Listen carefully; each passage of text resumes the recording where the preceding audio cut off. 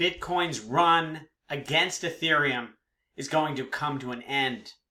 The Bitcoiners are months away from capitulating and finally getting into Ethereum. This is going to allow Ethereum to outrun Bitcoin over the next year or two and possibly forever. One of the reasons is that finally Ethereum's monetary policy, not only do we know what it is, it's kind of understandable, and it's not that hard to understand why it's better than Bitcoin's monetary policy. I'm showing you this graph here to show the blue is Ethereum's issuance monetary policy. In other words, how many new tokens are printed per, this is monthly, and the orange is Bitcoin. And you can see that they've been sort of keeping pace with each other. And we're right around in here. And let me first explain for those who don't understand. New tokens are printed on the network, on Bitcoin and Ethereum, in order to pay the computers that record the transactions and or create the blocks. Thus, the security of the network is paid for by the printing of new tokens. And we can see that the amount of printing is about equal. Bitcoin is about to have a halvening, so that's going to go down. But what's going on with Ethereum? We finally can understand it. And let me explain to you not only how it's going to work, but why it's better than Bitcoin's monetary policy. Now, Ethereum's monetary policy maybe is not as easy to understand as Bitcoin saying, oh, we're just going to issue this many. The problem with Bitcoin's method is that they keep having the rewards in, I understand 100 years is a long time from now, but in 100 years, Bitcoin will not be printing any more tokens. That means all of the security from the network has to come from transactions. Transactions from what? From hodling? So let me explain to you now how it works on Ethereum.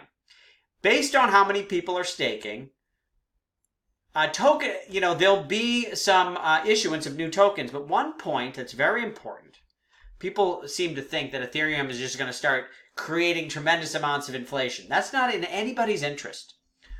I wouldn't be surprised if it comes in somewhere around the middle here, where new token issuance is about 0.5% inflation, and that rewards the people who do the staking around 6%. Even if it's higher, even if it goes up to 1% inflation, not a huge number. But here's why it beats Bitcoin. The transaction fees on Ethereum, the Ethereum spent on transaction fees get burned, and those tokens get taken out of the system. So as long as the amount of transactions or the value of transactions is somewhere in line with the amount of security on the network, this system functions. Bitcoin doesn't have a balance like that. Bitcoin the priority on Bitcoin is going to be there's no more minting, so if there's no transactions, there's no security. Ethereum's priority is security. The new tokens get paid to the miners for securing the network first. And then we hope, like we hope with Bitcoin, that there are enough transactions of value to support that security. Meanwhile, what do we have for transactions going on? They're all happening on Ethereum. First of all, Ethereum has already passed Bitcoin in the amount of transactions per whatever this graph is here, per day.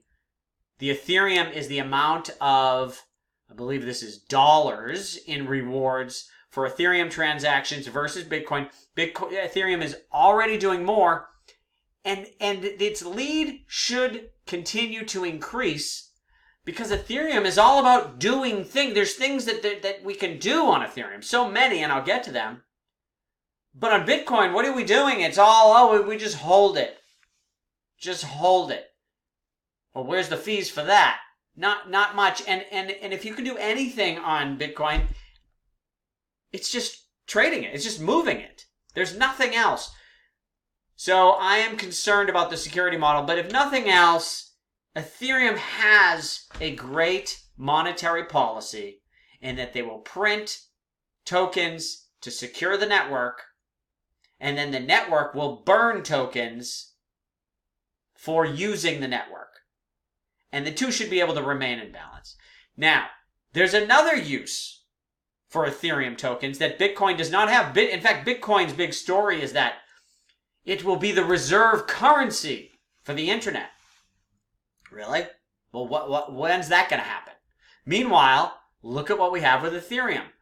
The reserve currency. You have Ethereum locked up to create a stable coin. I'll talk about stable coins, one of the killer apps that's all moving to Ethereum. A use case that's sort of the dollar peg token use case, sort of killing one of Bitcoin's use cases for international remittance. And look at all of these.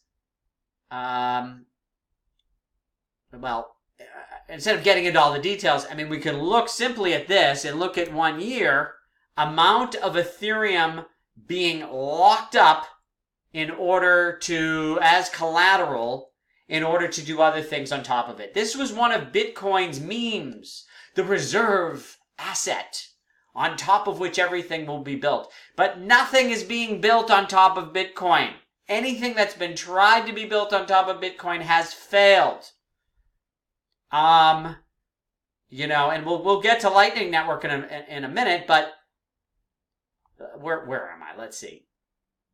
I mentioned the transactions. Okay, I showed that. This is Ethereum transactions. Sorry, I was trying to stick to my agenda. Stable coins, dollar-pegged tokens. One of the new killer apps on these networks. Omni, see this little one? That's Bitcoin. Used to be the biggest with Tether. Tether's coming over to Ethereum. It's not done moving either. This Omni's going to nothing. BitShares was the first network that had a dollar peg token. Still has some volume, but that does not have legs. EOS, sorry, it's a failed project. It won't last. This volume is nothing. Stellar, I still have some hope for Stellar, in a perfect world. But even them, even Stellar, having a lot of trouble to compete against Ethereum. Ethereum is winning, and this is where you have transactions and usage. This isn't the only thing that will be done on Ethereum, but it's a huge use case. As I said, there's so many other things going on. Well, let me stick to my agenda because this can go on and on forever. Mining, another problem I have with Bitcoin. So, proof of stake. It is not some wild experiment that Ethereum is trying to move to. Proof of stake has been researched for many years.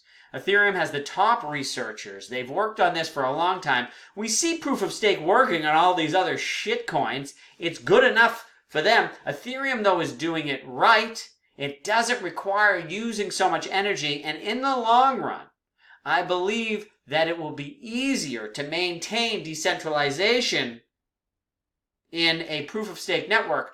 Bitcoin already, 50%, over 50% of all mining is in one province in China. Now, I don't think anything's going to happen right now, but it is a concern that China, an authoritarian government, could go in and sort of take over 50% of the Bitcoin security network. And in fact, so 65% itself is in China. I don't know. And listen, what is the decentralization of Ethereum's current mining and eventually proof of stake? A lot of these are open questions. If nothing else, I think Ethereum has a chance to be the winner here. I think they're winning right now. We'll see what happens. But it's just another concern I have about Bitcoin. And another point, speaking of decentralization, look at exchanges. Okay? On Ethereum, we have these decentralized exchanges, meaning you don't have to trust anyone to hold your tokens. And in fact, with an exchange like Uniswap, it's not even really an exchange. It's just a smart contract that holds pools of tokens that trade against each other. You can do the research. It is a very decentralized trading system, because there's a lot of debate about, well, how decentralized is it? But on Bitcoin, what do we have? All we have are centralized exchanges. And in fact, if you're in the United States like me, I can't go to any of these exchanges around the world. All I can go to are the few that are sanctioned by the U.S. government in the United States, and they are very centralized.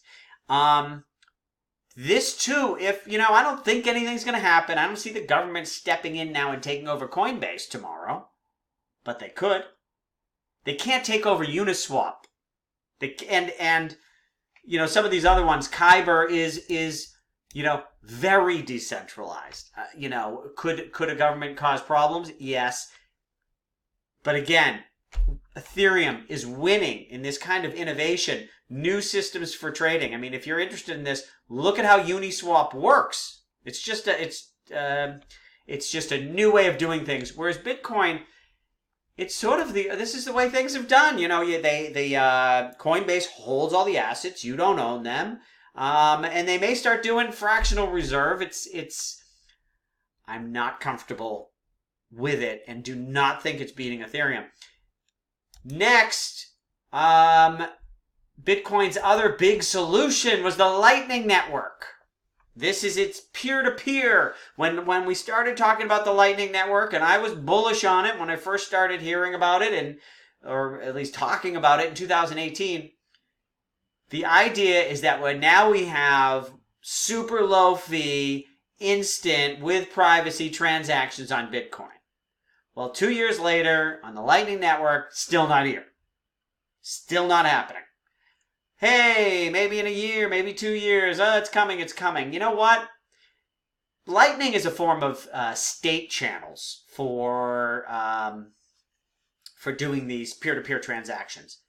On Ethereum, there was not just we had Lightning on Bitcoin. On Ethereum, there were 5 different implementations.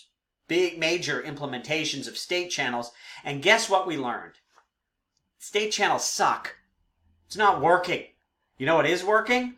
Using zero knowledge proof. I'm going to go over your head for a second here, but hold on. Zero knowledge proof is a thing that you're going to hear about and eventually understand what it is. But zero knowledge proof transactions are allowing the scalability we hoped we would get from state channels. It's already up and running on Ethereum. Check out ZK Optimistic Rollup. This is a solution that allows hundreds of transactions per second, instant confirmation, and there are privacy options available. On Bitcoin, on Ethereum, the dream of instant transactions is being fulfilled. And on Bitcoin, look at this, look at the volume on Lightning Network. It's not happening. I'm sorry, it's not. Next. The institutions are coming was the story. It made sense. I believed it. All these institutions need to do is put in 1% and Bitcoin goes to the moon. Well, where's that 1%? And maybe it comes. Listen, I'm not saying Bitcoin's price definitely doesn't keep going up against the dollar. I'm saying it does not beat Ethereum in the long run. Probably doesn't beat it in the short run. Maybe it goes up against the dollar. They both do. But the institutions coming story, I'm beginning to be doubtful. And I'm just seeing the motivation. They're not motivated. I'm not saying I sit down and have conversations with whoever's running the backed New York Stock Exchange. New York Stock Exchange was supposed to be, this is institutions' dream, and they're going to buy physically settled Bitcoin. Took them a year longer to launch than they planned. And they're not selling much Bitcoin. The institutions don't seem to be interested. And immediately now they're going to cash-settled products where they're saying, we'll do a derivative on Bitcoin. We're not even buying Bitcoin. That's what the institutions want. They don't want the Bitcoin. Why not? I don't know. Maybe they figured out what I'm figuring out here. Or maybe they just don't want it. The last rally, I believe the rally in Bitcoin, and if not, one of the rallies of all of these tokens is the idea that finally an individual like me and you We can hold our own assets. We don't have to have someone else holding it for us. I love my Berkshire Hathaway stock, but I'd love to hold proof of my ownership in my own hands. I can't do that. There's no option for that.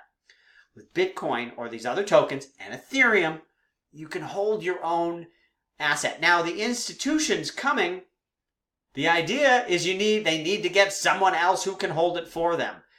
Well, that takes away one of the main reasons for buying it. One of the things that was most exciting about Bitcoin, institutions don't want, or by law can't have. They can't hold it themselves. And I'm not sure the institutions are coming to Bitcoin. And if they don't, we ain't going higher. So we'll see. And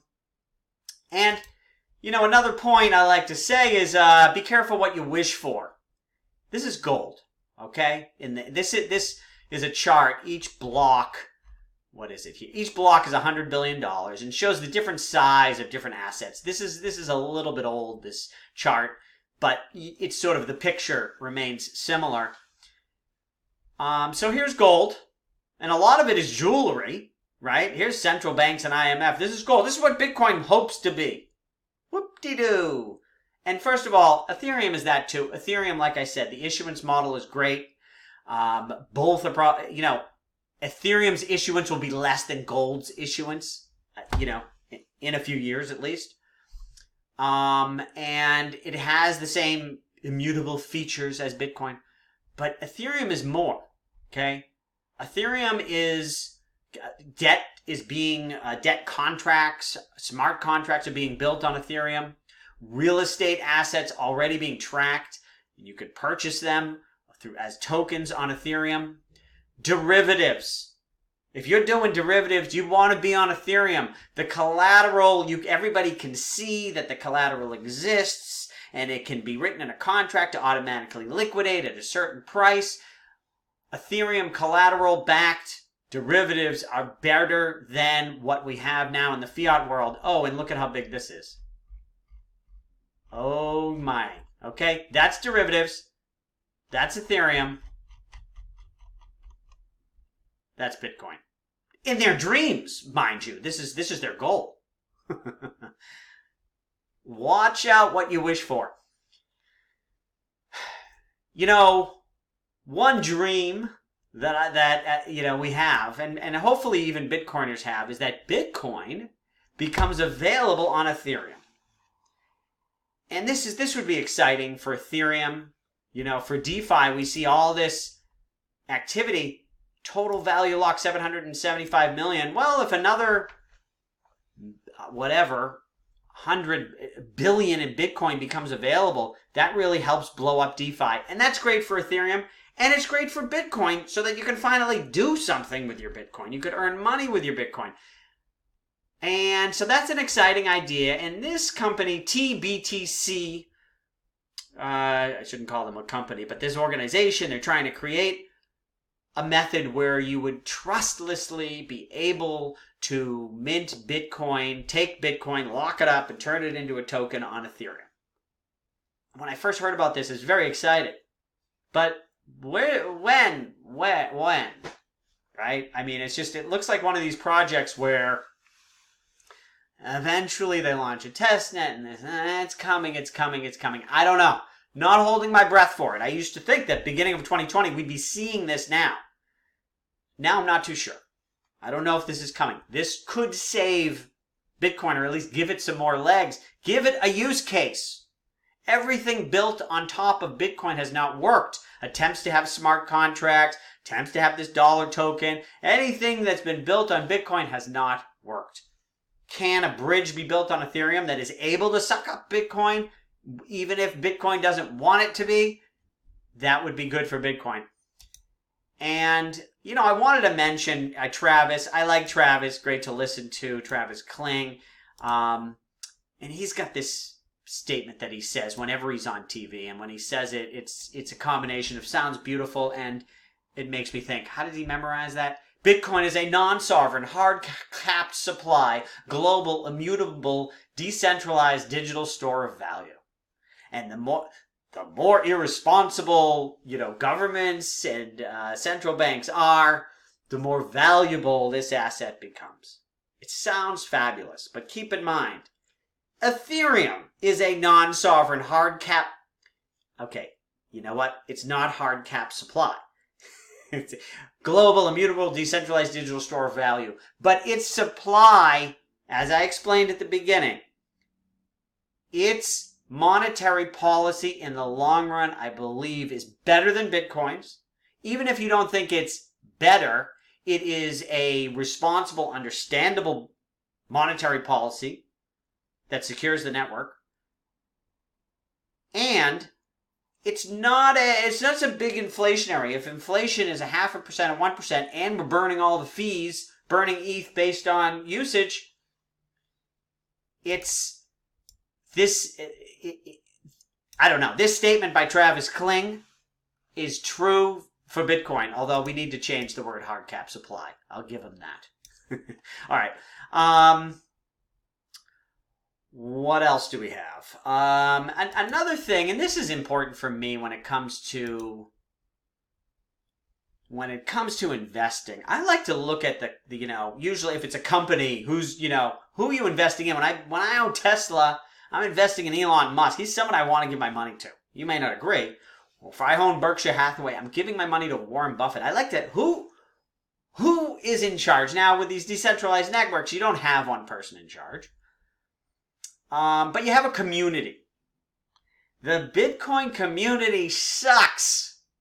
Now, before I get into what sucks about the Bitcoin community, I'll first mention this pfeffer, John Pfeffer. He doesn't suck. Okay, I like him.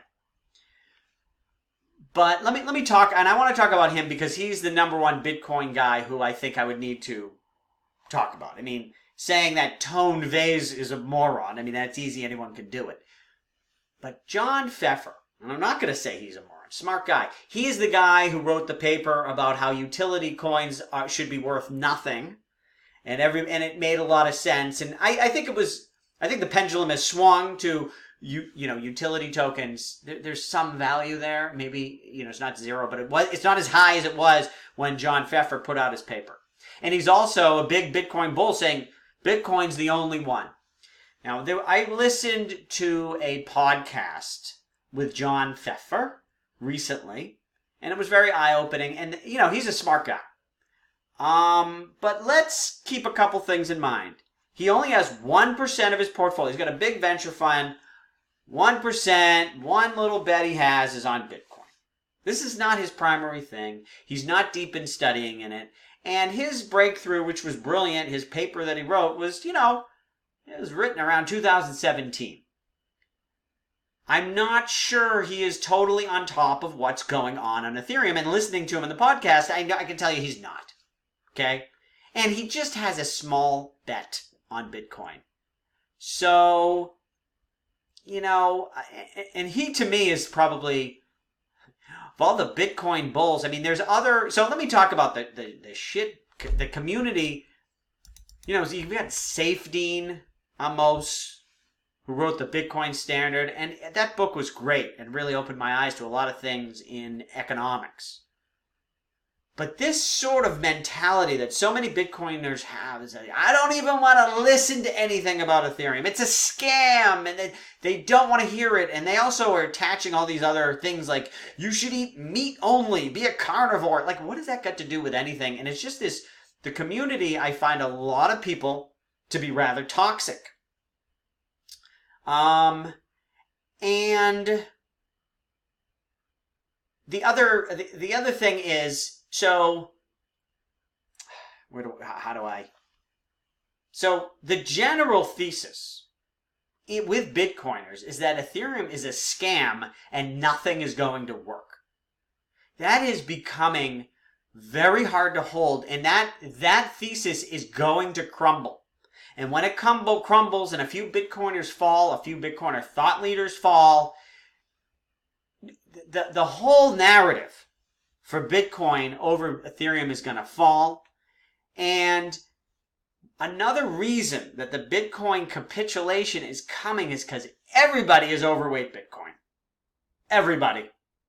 Because, first of all, you have your Bitcoiners, which obviously are overweight Bitcoin.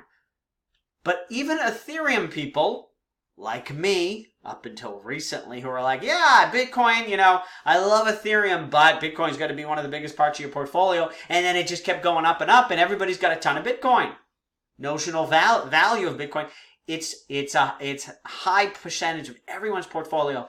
And even with people who talk very positively about Ethereum and don't like Bitcoin, even they, I hear so many times.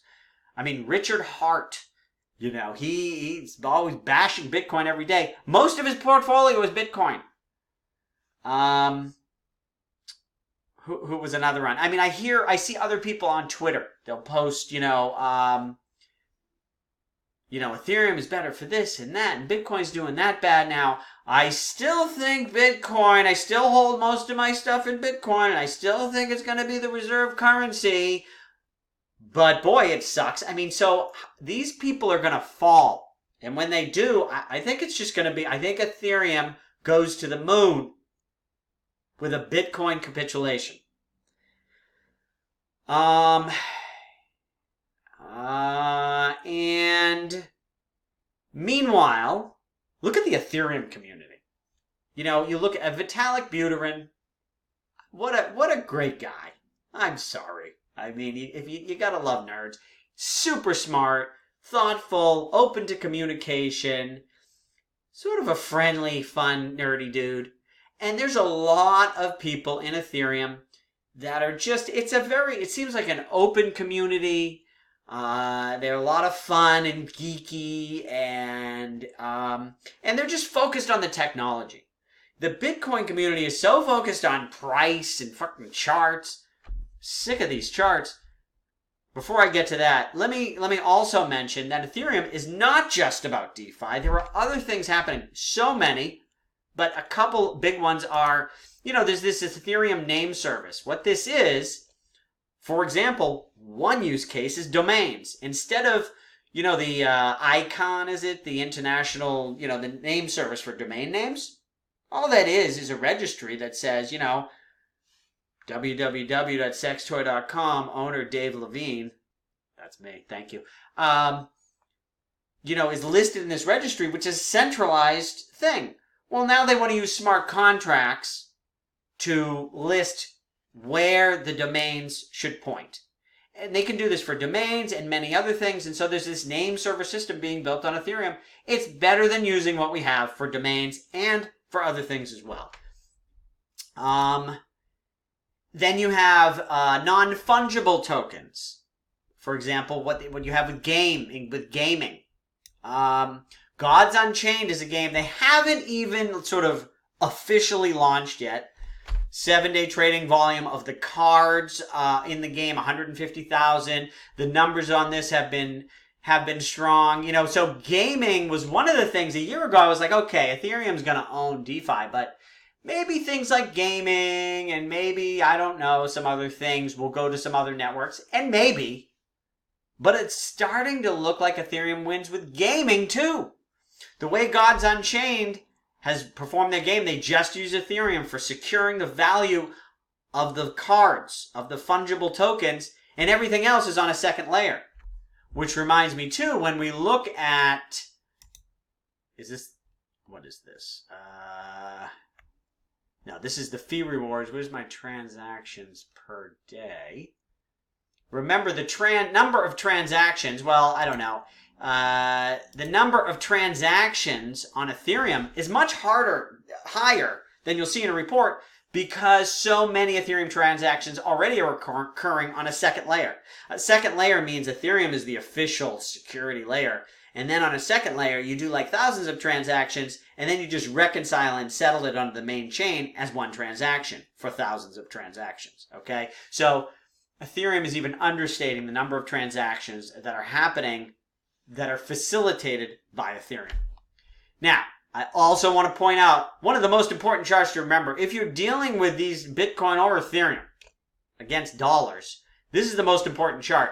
Total assets of the Federal Reserve, okay? This is, when they had a print, they went from 1 million to 2 million in a few months here, back in 2009. kept going up, kept going up. I don't think it's a coincidence that right here, let me check my, 2018, crypto bubble burst started right here. Guess what? Taking money out of the system, the thing goes down. So watch this number. It's gone up pretty rapidly. Here, look at in the last week, it actually went down a little. That's, it's gone up a lot over the past 3 months. But keep an eye on this, because I think this is one of the biggest factors affecting price. Because no matter what, we're looking at, Ethereum and Bitcoin love to fight each other. But at the same time, issuance, amount of new tokens issued per year going down, down, down. For the dollar, amount of tokens or amount of dollars being created going up, up, up per year. Okay? The next thing for me for Bitcoin is this. The price, if you see my old videos, I was, listening for a long time. In 2018, I'm like, get more into Bitcoin, get out of the shit coins, look out below and hide out in Bitcoin.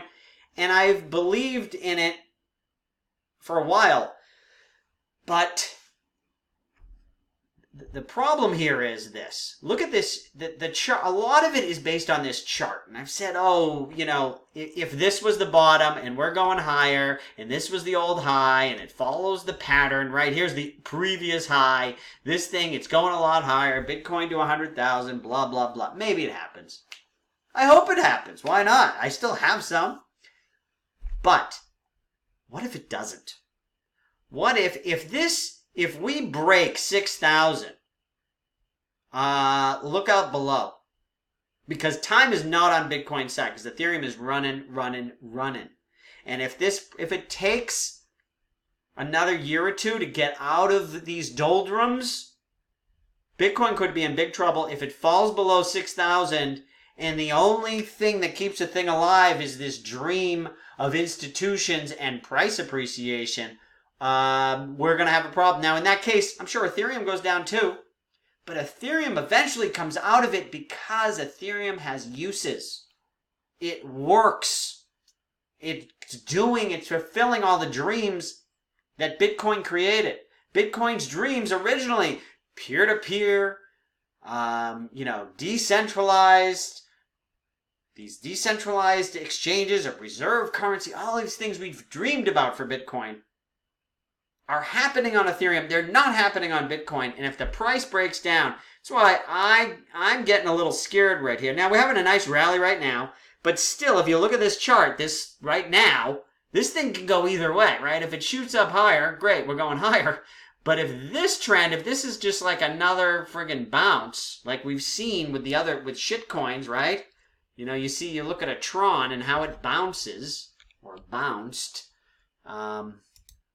What's the ultimate shitcoin? I don't know. For some reason, Tron comes to mind. And listen, whatever. Tron is stupid, but I'm not even saying here that Tron's going to. But anyways, you see the big peak, and then a higher, and then another, and it's this bounce like a ball. Ba-boom, ba-boom, ba-boom. There's still a chance that this happens with Bitcoin. And if it does, I don't want to be stuck in it. I don't love it. I want to be invested in things I love and believe in, and I can't do that with Bitcoin anymore. And you know what?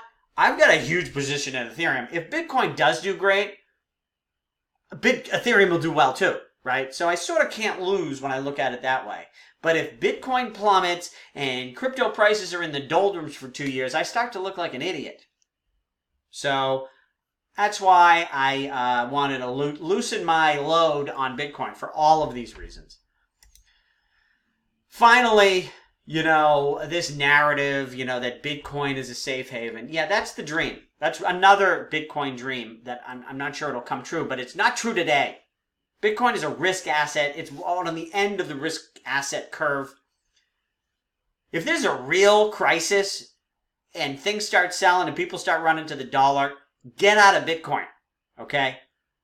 This Iran thing, listen, look at what happened. Iran, we've been in this, we're in a Cold War, they're in a real war with us for 20 years? And all of a sudden, they have one less key player. We took out their general. And that's it. And then now we're back to same old news. It was nothing.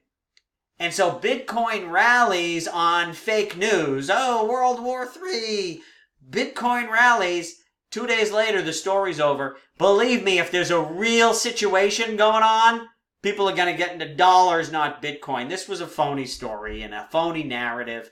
And hey, I hope Bitcoin or some token or some non-sovereign decentralized token system is able to operate, as a safe haven instead of any one government. I would love to see that. We're not there today. And so don't buy the bullshit with this Iran theme that we had last week. I'm happy for it, got the price rally going. And regarding the current price rally, I don't know. I love price go up, good.